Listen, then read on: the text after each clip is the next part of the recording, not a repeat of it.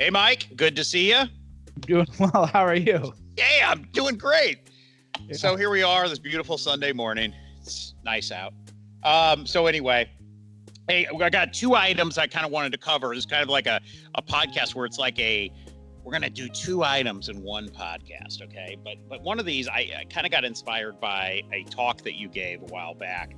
And this is kind of regarding, there's a few things you could roll up into this, I guess, but it basically keeping cool in stressful situations. And I've got some ideas on how to do that are a little bit different than maybe the physicality of it. But you talk a little bit about this, of course, in Gorilla Mindset, but talk to me about how you handle a stressful situation and some of your stuff, whether it be breathing, whether it be, body language, whatever it is. I think we all run into these situations, whether it be, an argument with a family member that maybe triggers you, or something crazy happens at work, or, a legal issue, or, an addiction issue, or, somebody breaks into your car and smashes all the windows. I mean, talk to me about this and how does Mike Cernovich keep his cool in situations? Yeah, we've talked about this before, which is that you always want to deconstruct whatever a negative feeling is. That's how you, I guess, how I came up with Gorilla Mindset. So here's what I mean by that is when I was in a bad mood, I would just say like, well, what's the physiology of a bad mood? And what do you do when you're in a bad mood? And when you're angry, what do you do? And I thought about that. And then I realized anger is what you would call a forward emotion. And here's why that matters. Because we always start conceptually a little abstract. And have you ever heard the expression, take a step back? Right? Sure. Okay. Well, that's an embedded metaphor of our language, which is that anger is forward moving. So if you're angry, you're going forwards into some situation and probably bad, like a bull charging forward. So then what I would tell people is I go, well, if you're angry, sit back. People go, that's dumb. Have you tried it? No. Okay, well, how about you try it next time? To give people my little, BITCH face. Because so much people are like, well, that's dumb. Have you tried it? No. Okay. Why don't you try it? And you find out, okay, if you're angry, your body language is forward facing, your shoulders are pronated, you're leaning forward, you're wound up, wound tight. Just lean back a little bit. Now, does that cure it? No, but it gets you adopting the mindset of realizing, okay, anger is a forward emotion. Depression is a backward emotion.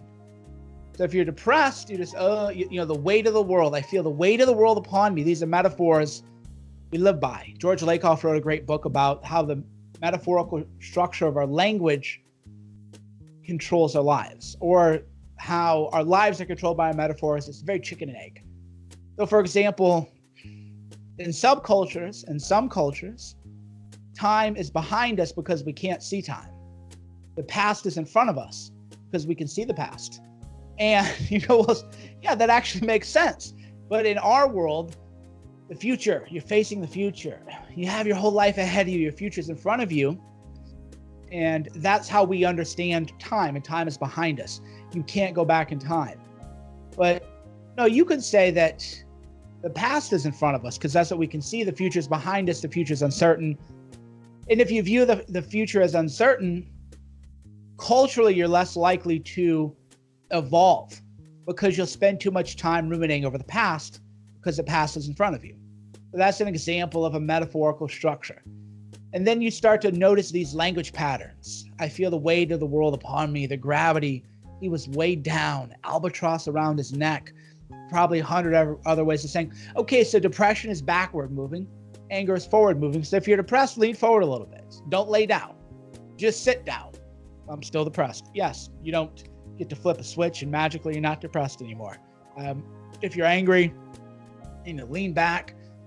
You're not magically angry anymore, but you're resetting your emotions because you're providing a counterweight to how you feel. So that's one, is you always analyze yourself. I'm mad, I'm fired. You can see you get tense. Okay. People go, relax. Well, relax doesn't help you. How do you relax if you're tense? Well, if you're relaxed and you're tense, just open your hands, right? Because nobody who's angry is laying back. If you're angry, you're not leaning back, resting. Now your mind is still going to spiral out of control. Again, anger is a movement emotion, forward moving. My mind was spiraling out of control. Well, that, you're angry, but you start to, again, wind down a little bit. So you realize, okay, if you're angry, don't keep going forward. Negate the emotion by doing its opposite. So if you're clenching your fists, you open your hands up. Draw your shoulders back. Flex your scapula. Bring your subscapula into your back. Lean back physically. Maybe go lay down. It's hard to, you notice when you're angry, it's hard to lay down, right?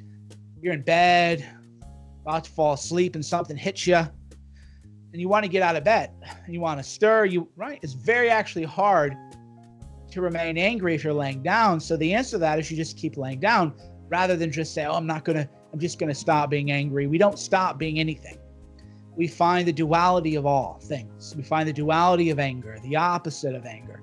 If you're depressed, you find the opposite of depression, where just one step forward could be. So that's how you start to hack into the physiology. Same thing too. We did a whole talk on public speaking. And the number one public speaking tip that I have for people is learn how to control your breathing. Because if your breath is under your control, you're not going to be afraid. How can that be? It goes back to what we just talked about. Analyze your physiology. If you're breathing rhythmically and in control, you're not going to be fearful because you're focusing on your breathing. You're not focusing on whatever you're afraid of. And when you're afraid, your breathing becomes shallow. So again, everything I always teach people, you have to learn how to view your body as a machine. So I don't view my body as organic matter. I view it as a machine that I've been placed in. And sometimes the machine just needs like a tweak. And I find out, okay, if the engine's revving too quickly, then you turn down the regulator a little bit, right? Same thing. Okay, your breathing is shallow. Why is it too shallow? Because you're angry. Okay, control your breathing. Learn how to control your breathing. Deeper breaths in through your stomach. And then suddenly you figure out you're not even afraid anymore because you become so focused on your breathing. And that's, again, how you hack into your physiology. And you do that with all of your emotions. And it isn't easy, but a lot of times the best you can do is you just mitigate a bad circumstance. And so you do some exercises when we're talking about breathing. You do some cold water exercises. I think you use your swimming pool in the wintertime, or you've got an ice bath, or these kinds of things. Do you feel those things really help in training your body to respond in the way that you want it to? Yes, I'm big on the Wim Hof breathing. I've recommended his stuff a lot. Mm-hmm. And that's for a number of reasons. One is because when you get into cold water, even if you've done it for a long time, it's miserable. It's never not unpleasant. Right. I can't wait to dive into cold water and have my body go into some kind of like physiological shock. But you get in there and you're terrified. And then there's always trepidation before you get in cold water. That's why it's such a beautiful way to just deal with your fear every day. Is you're not like and then when you get into the cold water and you control your breathing, you calm down, and then you think, why was I even afraid 10 seconds ago, right? But then the very next day or even the next round, that's what's so beautiful about fear, how it really never goes away. A lot of times I'll do 5 rounds hot, cold. Jump into the cold, and then why was I even afraid? That was dumb. I'm calm. I'm great. Get out, right. Hot water, back in the cold. Oh God, I don't want to do this again. Even though you've went through that process over and over again. And you just learn, okay, why was I afraid? And then, of course, you develop a singularity of focus, which is, for all of us, there's so much going on all the time. Yeah. And it's very rare that we just focus on any one feeling, experience, emotion. When you're in the cold water, it is a binary. You're either going to stay in or you're going to get out. I don't care how many bills you have, or if you got broken up with, or whatever issues people are dealing with. There will be a point, if you're in the water long enough, where that will not even be in your consciousness, because the only thing you'll focus on is staying in the water for another second. That's all you'll focus on. And then as you do it more, you do hit like a euphoric state where you get out and you feel like you have almost like a God consciousness where you're aware of everything simultaneously. And then that's why people who do it tend to, even though it's not fun, that's why people who do it tend to keep doing it. So you go in and you come out and it's endorphins, and I'm sure there's a physiological explanation for it. But then you feel like you have a sort of hyper awareness. And then of course your body warms up again naturally, and whatever bullshit you were dealing with before, you're going to deal with there. But you're better equipped to deal with it, because we all get into these situations. There was a great book it's called The Last Lecture. It was a professor had a pancreatic cancer, and he went on a teaching series or a lecture series called The Last Lecture. And then he wrote a book. And so many times, myself included, we focus on utterly solvable problems, but we only focus on the problem. One example he gave was a student came to him and said, "Oh my God, I'm freaking out. I have this credit card bill and panicking." And he's like, "Well, how often do you think about it?" She's like, "Well, all day and all night, really, And he said, "Well, so 4 hours a day?" And she said, "Yeah." And he said, "Well, why don't you just wait tables for 4 hours a day? And you'd have the credit card bill paid off in like 8 weeks." And to her, yes. And then she did it and paid it back. But that's all of us. We just deal with different problems at scale. Oh, I'm afraid that this thing is going to happen. And most of the time, like, there's some things out of our concern, out of our care. And by care, I don't mean emotionally. I mean, there's nothing we can do to change it. Your child has cancer or something. Okay, there's nothing you can do about that. You're just going to be depressed. You got to use the mindset techniques to keep it together as much as you can. But that's 1 in 10,000. That's not, most people are freaking out about, oh, this is going bad or this is going south. And okay, keep a diary. How many nights has this ruined? 4 of your nights? How many hours? 20 hours? You could go dig through trash cans to probably make enough money to solve that. Or you could get a menial job on Upwork or something, making $10 or $15 an hour and put a dent into it. Even if you think about just the smallest amounts of money. But unless you're really proving how to improving your focus, and when you're in the cold water, your focus is on, you're just very survival, or it's very much singular. Am I going to get in, or am I going to get out of the cold water? Unless you're training that regularly, when life hits you, oh my God, what am I going to do? Things are getting out of control or whatever. And almost never should that be the case for people. And I'm not perfect. I certainly, because the only difference between me and everyone else is I just have the tools. So when I see this stuff happening, I'm like, yeah, you're really wound up about that. But if you just did these 3 or 4 other things, then whatever you're worried about would just go away. It wouldn't even be an issue. So why are you doing this? And then I check myself and adjust it. That's what is applicable in 1 in 1,000. There's a 1 in 1,000 where it's just going to be bad, right? Just no way around.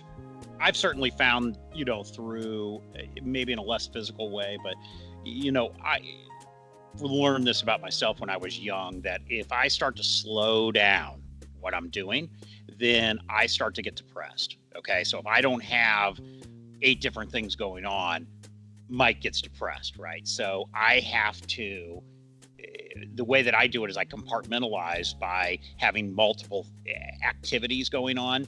Now, for me, that's always been business things. So I'm able to kind of take that anxiety or that fear and route that into money-making pursuits, which has served me very, very well. But I do know that if I start to throttle back, I have to fill that void with something, right? And it could be, like we had a prior podcast where we talked about writing. Okay. So for me, I might throttle back on a business of mine, but I've got to refill that. So maybe I refill that with starting a blog and writing or something. So for me, it's keeping my mind active on different pursuits. And if I don't do that, I do kind of fall into a depression, or I start having irrational fears about, oh my gosh, this could happen or that could happen. I mean, I still have a fear of like, man, if this doesn't work out, how am I going to eat? And I haven't had that fear since I was like 20 years old, right? But I still kind of revert back to that, where I'm like, I got to keep busy. So I do that whole compartmentalizing things where I take different ideas, but I try to stick them in a box, and then I keep the lid on that box by jumping over and starting to work on another thing and taking that out of the box to work on it. So for me, it's shifting my mind around strategically without that worry. It's like that person that you talk about with the credit card bill. Well, that would be me. That's how I would fix it, is I would go and I would get a job waiting tables 4 hours, and then I'd come home, and if I was worrying about it again, I'd start a blog and try to do some affiliate links or something. So that's how I deal with that stuff, is try to pour myself into my craft or create a new craft to work on. Or work yourself into exhaustion. I'm a big fan of that. I got it from Dale Carnegie. He wrote How to Win Friends and Influence People, but he also wrote How to Stop Worrying and Start Living. And very often that just work yourself until you can't be worried. So if you're laying in bed at night and your mind is spinning, you can meditate. Is that working? No. Self-hypnosis working? No. Binaural beats working? No. Okay, get up and work until 3 a.m. Right. And then just get up tired as all hell and work and collapse when you go into bed. There's just something to be said for work yourself into exhaustion. Yeah, and actually, I have had that throughout my life where I've run into some very stressful things in my career, and people are like, how do you handle the stress? Well, you know what? I work all day, do some family stuff, and then work some more. I fall into my bed exhausted. I wake up 3 or 4 hours later with an unbelievable amount of anxiety, and I freaking get up and work on my computer for an hour and a half until I'm exhausted again, and then get back into bed and sleep for another 3 hours. And if that's the way you have to do it and work through it, and you know what, at the end of the day, when you look backwards, you're like, man, I really got a lot done, and that anxiety propelled me forward. So I actually use that as a gift to propel me further down the road. And a lot of times that's what happens, at least in my life, that's always happened, is, you know, you have these irrational fears about things, or you build something up to be bigger than it really is. And then if you're able to take that energy and plow that into something that's productive, you can actually turn this wart into something beautiful. So, or certainly something that puts you further down the path on whatever path you're on. So, and it beats the hell out of just whining. It just beats the hell out of just stressing out, because the time, so much of mindset is just, you're going to spend the time anyway. Right. Even like when I parent with Syra and she throws a tantrum, I just say, Syra, do you feel good? No. Okay, well then why would you throw a tantrum? You don't feel good about it. But in our own mind, I realized this raising a kid, we still are controlled by a lot of these just id forces where I'm just going to be in a bad mood for 4 hours. Okay, you're going to be the 4 hours is going to occupy you, or you're going to occupy it, however we perceive time and our relationship to it. But you're either going to be there wound up and miserable, or you could just go take a walk for 4 hours until your feet hurt so much. And then suddenly whatever you were stressing out about, you're now thinking, you know, my feet are swollen up from, you know, walking 15 miles or something like that. Exactly. Now you're focusing on something else. But we're not just instructed on how to do all this stuff. Nobody tells you that. Everybody just says you go from a state of being to a state of not being, which isn't how it works. Just stop being angry. Well, you can't, but you can take a step back. You can open your hands up. You can retract your scapula. You can go lay down. And if you're so angry that you can't get off the bed, or that you can't sit still, good, stay in bed. Yeah. And throw your phone against the wall too, because you're about to do something really self-destructive. You know, for me too, and I think that this is kind of some of that mundane stuff that people say, oh, well, these podcasters, you know, some of this stuff's really boring. And this subject right here might not be the most interesting subject in the world, but if you grasp, this was 17, 18 minutes. If you grasp what was just explained to you, I don't think I can overestimate how powerful this will be in your life. This is like a real life skill that sometimes people take 10 or 15, 20 years even to figure this stuff out. And if you're taking this and you can deploy this into your own life right now, the impact that this could have positively within your life is really, really, really beneficial. It took me a long time to really look backwards and understand this. Sure, nobody wants to hear the basics. Everybody wants to hear like the latest move or the latest. People are doing cry or whatever. Like cryo is great, ice baths are great, far infrared saunas are great. I'm a big fan of, you know, this all great stuff. but people Right. just don't want to learn the basics. And if you don't ever master the basics, you shouldn't be focusing on the sprint stuff. I would notice that too, even with like health and fitness people. Oh, how many grams of carbohydrates relative to protein post workout? And they're not even lifting. You see them in the gym, they're not even lifting hard. They're because they don't even know how to lift. They don't even know how to perform a basic lift. And that's what so much of mindset is applying the basics, reinforcing the basics, and then you become better at the basics. And Jean-Jacques Machado, actually a jiu-jitsu guy, said that the more he learns all the new moves, and he says the more moves he learns, the fewer moves uses. Yeah, totally makes sense. Okay, so shifting gears here a little bit. I get a lot of these. You probably get a zillion of these, but something that we've talked about in the past was about how to network with people and building networks and things like that. One thing we haven't talked about, which I think a lot of people need a lot of help with, is how to properly network online. Okay, so yesterday I got 3 messages on, I don't know if it was Messenger or Twitter or Instagram, whatever, where I've got a guy in this one instance where he sends me the wavy emoji like this, and then, how are you, Mike? Don't know this person, never met him, don't know anything about him. Subsequently, I get 2 more that are virtually the same thing. And I'm thinking to myself, I'm a busy guy. I'm a busy guy. A lot of people out there are really busy people. Who taught these people, or why do they not understand how to approach people online? It's just, I'm flabbergasted. It's how to win friends and influence people. There's an answer to that. The answer is they've never read how to win friends and influence people. The basics. They want, they're on Twitter and social media and, these message boards and God knows what else. Have you read how to win friends and influence people? No. Okay, then don't talk to me. Don't send me an email. Don't send me a message. Just don't, because you won't even do that develop that basic fundamental skill. And that's why, because most people aren't raised well. People are like raised by wolves, myself included. I had to learn everything. Everything I know I had to learn. And then as I learned, I was able to apply my own techniques and my own moves to it. But yeah, I had to learn, okay, you're going to pitch somebody. How are you going to pitch them? Well, make sure you spell their name right. You wouldn't believe how many people can't even spell your name right.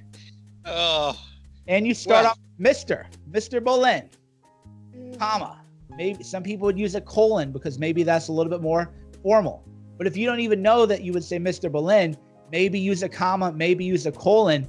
Just stop right there and go read How to Win Friends and Influence People, because you don't even know that there's a certain style, especially amongst people in, an older generation. Mr. Boleyn, comma. I really enjoyed your podcast about X. It made me think of Y. And then do your pitch.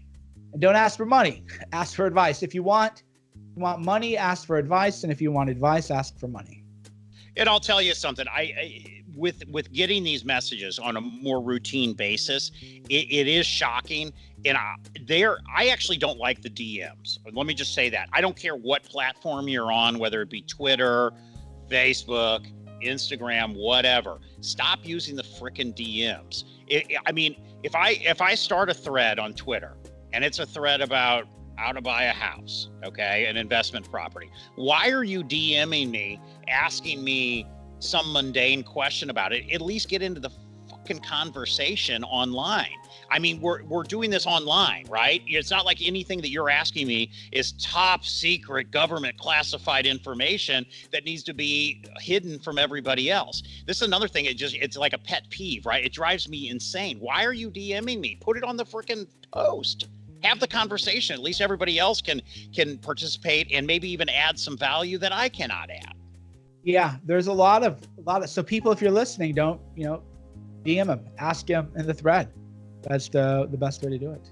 Yeah, it's get into the thread, get into the conversation. I'm far more likely to respond to you in a DM later if I'm like, oh, well, this guy, we've commented and gone back and forth on Twitter a few times, and he seems halfway intelligent, and he asks some, interesting leverage questions that you can't just readily Google and stuff. And I'm like, oh, well, this guy's kind of, he's done some homework. He's intelligent.